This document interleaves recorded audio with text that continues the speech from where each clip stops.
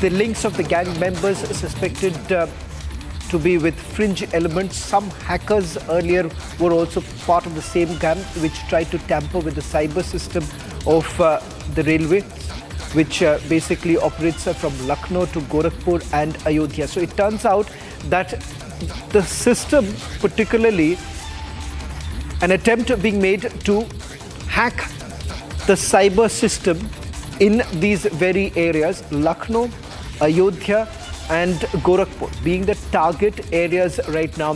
Abhishek, that's also the other lead that's emerging, and we'll just put this out on our screens right now, that Lucknow, Gorakhpur and Ayodhya, their cyber setup of the railway has been the target. You have hackers also being part of this entire gang. So Abhishek, more leads now coming in from our sources within the railway ministry that at least 2 such gangs are suspected to be involved, and the other pattern being that the cyber system of the railways also being under the target.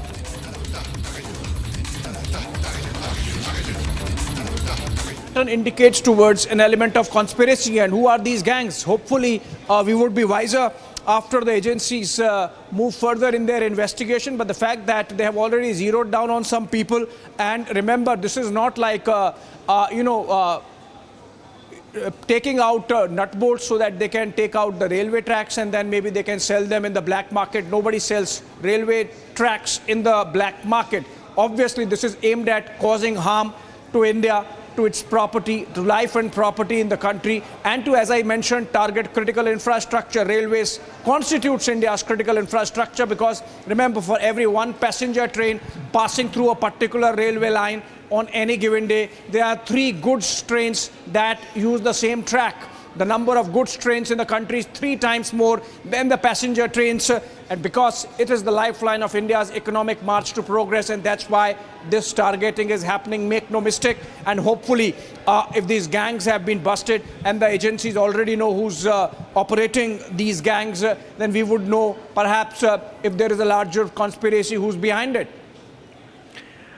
Abhishek, I'll just request you to stay on with us because we've also accessed images of the searches that have been carried out. It turns out that the searches have now shifted to Kannauj because the explosive, which was basically kept inside a sweet box and inside a bag, it belongs to a sweet shop in Kannauj where the owners were also questioned to find out who exactly bought the sweet box.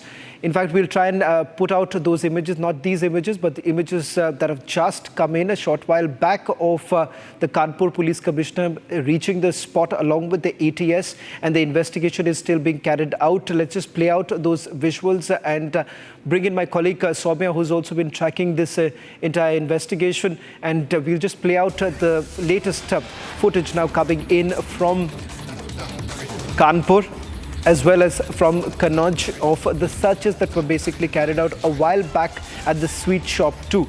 Soumya, you've been tracking the story very closely. It turns out that the searches have now shifted to Kannauj. What more are you picking up?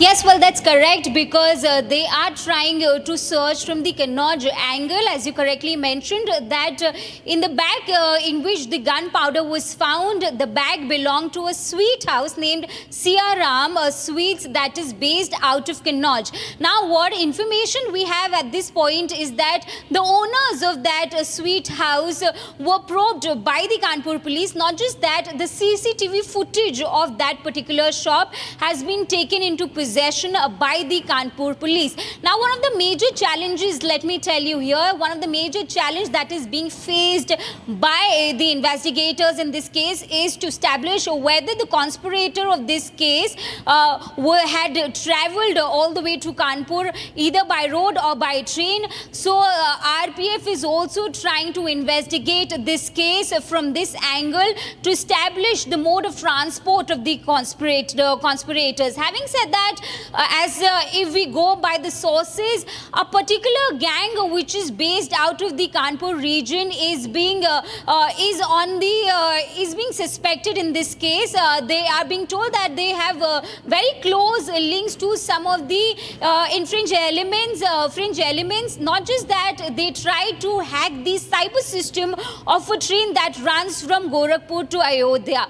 So this is the information that we have as of now. As far as the Kanpur derailment case is considered, not just that 10 people have been detained on suspect in this case. With that, in addition to that, tenants who have just shifted into that village in last few months, their backgrounds are being investigated. Criminals right from Kanpur to Kannauj are under suspicion as well. So this is how the Kanpur police is investigating. Now the ATS has taken over this case. So this is how the investigation is being conducted as far as this case is considered. Back to you.